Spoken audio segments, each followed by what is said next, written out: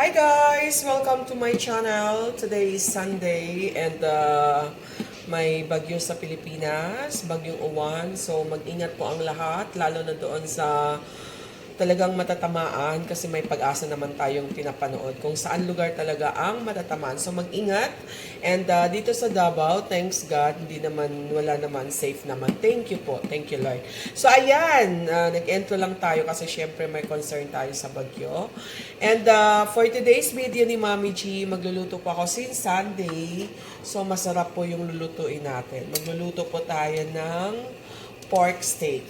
Pero hindi na masyadong kakain si Mami G ngayon ng pork steak. Magluluto lang tayo para sa ating pamilya kasi hindi naman pwedeng idadama yung mga bata. Yung mga bata pwede pa talagang kumain since bata pa sila. So tayong mga matatanda na at tumatanda na. Kasi I just got my result. Galing tayo nagpa-general check-up, may laboratory. So medyo hindi na maganda yung liver natin. May mga fats na since palakain talaga tayo at kumain tayo ng maraming mga fats talaga before. So, iwas tayo but then again, hindi pa rin pwedeng hindi magluto para sa mga bata. Kasi mga bata, namnamin nila muna while bata pa sila. So, ayan. Ito yung lulutuin natin. Pinakuluan na natin. Pinakupsan na natin. Alisin na natin yung mga konting fats. And then, saka natin isasalang final. Yung wala na talagang lansa. Pinakuluan na natin. Pinakupsan na natin. So, ayan guys. Ito yung lulutuin nating pork steak. Ayan. Nawawala na yung redness ng ating karne. So, pwede na natin tong ihaon. And mag-final na tayo ng ating sabaw. Kasi ito ay pang-wash lang talaga niya. Kailangan matanggal-tanggal lang tong mga ito. Yung mga kumukulo na ganyan. Kasi isa din yan sa nagpapataba sa ating liver. Pag isasabay natin lahat yan. So, kunting ano lang tayo ngayon muna. Kakain ako dito. Dati, maubos ko tong isang slice. Ngayon, half na lang. And then, iwas muna tayo dito sa mga matataba na ang sarap nito. Ayan. Anyway, nakakain na rin tayo niyan nung bata pa tayo. So, ngayong tumatanda na tayo. Kasi si Mami G is 53 years old na. So, kunting healthy lifestyle lang. Kasi hindi naman natin ma-achieve yung healthy lifestyle. Kunti lang. Ayan. Lising ko na to ha. Lalagay na natin dito sa ating lalagyan. Okay. Ito guys. Ang sarap niyan guys. Ang sarap niyan. Diba? Okay. Patayin na natin yung gasol natin. Para makasave tayo ng ano. Okay. Lain na ning magluto tayo. Iya, di ita kakaon ba? Kaya ang atong result sa ato ang laboratory ba? Dili maayo ba? Iya, di tarabay magluto. Iya, di ita kakaon. Di ba? Mautaon. Di ba? Mautani. Laina o. Pero di man tapos di magluto kaya ang mga bata. So, utong na lang taano. Diba?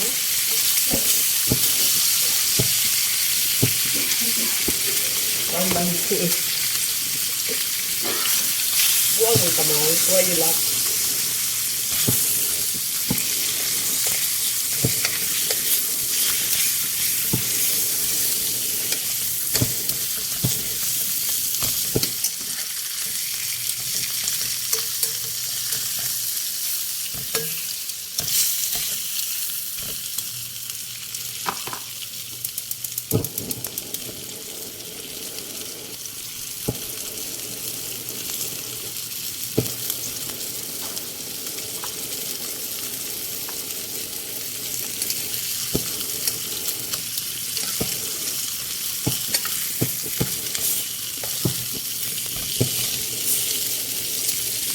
Ito guys.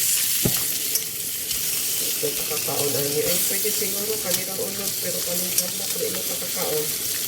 Ay, baliktad na nato guys. Ayan, diba? Kaya naman siya ng tabasa. Kani o, di na nato ni makaon. kaon na lang. Time to maniwang na kita ani. Kung maniwang na ka mo ingon, stress kay naniwang, wala na pagkaon. Yung kaon ka, nagampog sakit. Pipiti. Ka naman tani ka ingon doon.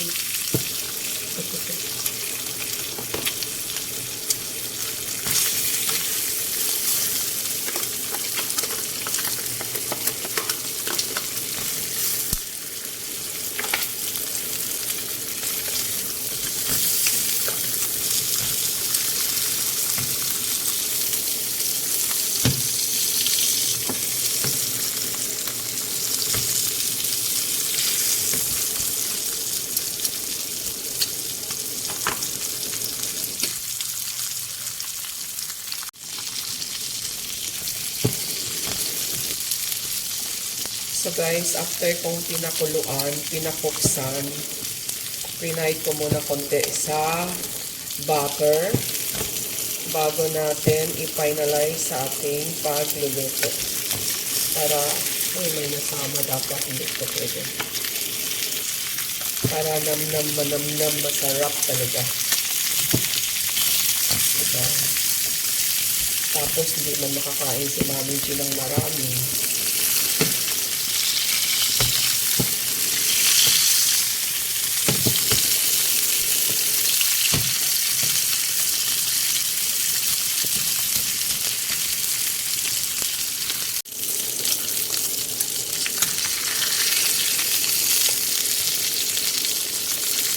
Ito naman, nagpe-prepare na tayo ng onion rings natin para mamaya sa ating pork steak. Pero kailangan pa rin natin mayroong chop-chop na onion, kalamansi, yung ipipiga natin dyan. Of course, maglalagay tayo mamaya ng ating oyster sauce. Ayan.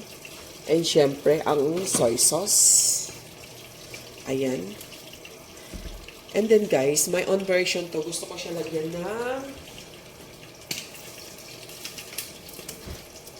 pineapple chunks. Tapos yung sauce din dito, isasahog ko rin doon sa magiging sauce niya para mas malasa. So, kulang na lang natin is garlic. Kunti na lang pala yung garlic ko. Ito na lang. Kailangan na nating mamili.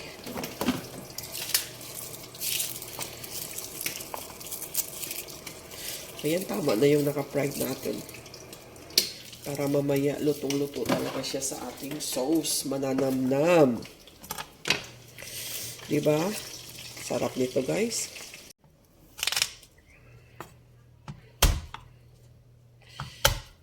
Nalagay na ako ng isang mug na tubig.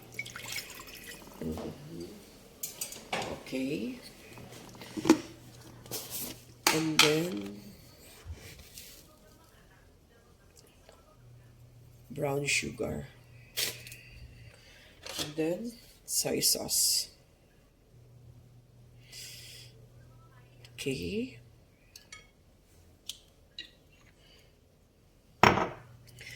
And then soy sauce. Oyster sauce pala yung kanina. Ayan. Pipigain na natin dyan. Dapat hindi makasama ang liso. Ano ba yung liso sa taga-abuto?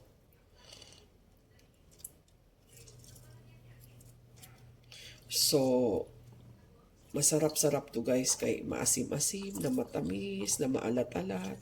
Kasi may soy sauce. Diba? 3 kalamansi lang to. Pero malaki-laki naman siya konti. And then, fresh na kalamansi ito guys. Galing sa backyard ni Mami G. Pero nasa sa inyo pa din, magdadagdag kayo ng maraming kalamansi. Kailangan nakamelt na yung ating sugar. So, tatanggalin na natin to. Kasi tayo yung magsusuti na po.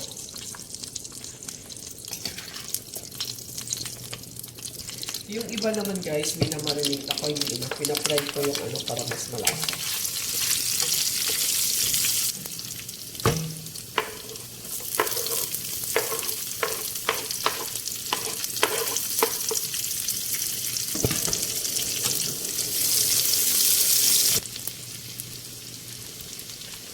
Ayan, lalagay na natin yung ating pinirito kanina. After natin pinakuluan at pinakupsan. guys, hindi ako naglalagay ng salt sa aking marinated. Dito ako maglalagay. Marinated. Sa ginawa ko palang sauce. And then, dito rin ako maglalagay ng paminta.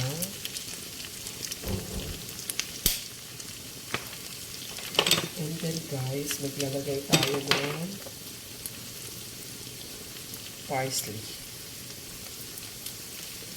Kunti lang para may malasahan tayong kakaiba. Diba?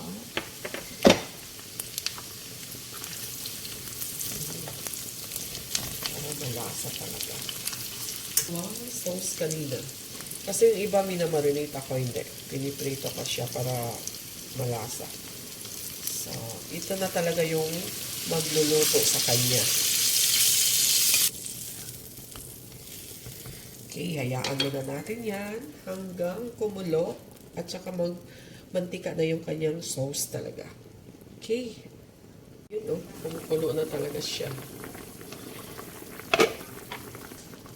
Idadagdag ko na dito yung sauce ng pineapple chunks.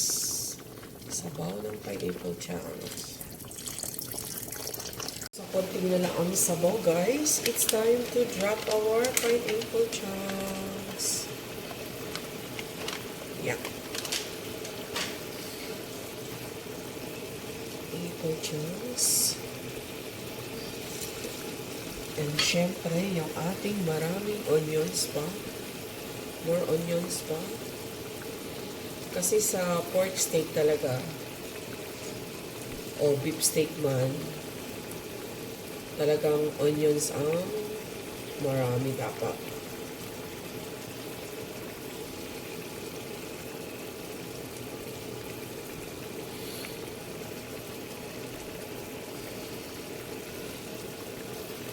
More pa guys. Kasi si Bunso gusto-gusto din ng onions. Maraming onions. Hinaan natin apoy, baka maubos ng sabaw.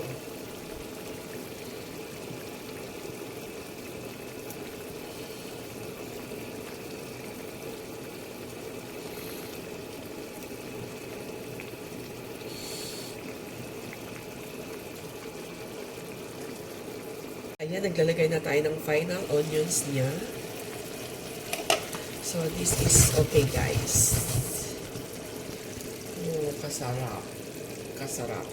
So, itong nasa ibabaw yung onions, maluluto na lang yan pag tinakpan natin at papatay na natin ang apoy. This is it for steak ni Mami G, my own version with pineapple. Bye, guys. Thank you so much for watching.